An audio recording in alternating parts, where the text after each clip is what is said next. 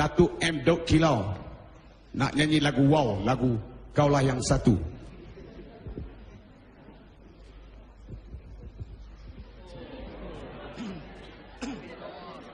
Engkaulah yang satu, mustika hatiku, ujinya cintaku hanyalah padamu. Hai, lebih kurang macam tu lah. Sekarang kita dengar pula. Kalaulah Zain Azman, dia masih ada, dia nak nyanyi lagu ni apa? Lagu Tiara. Zain Azman. Tiara tidak ada di atas kayangan. Lebih kurang macam tu lah.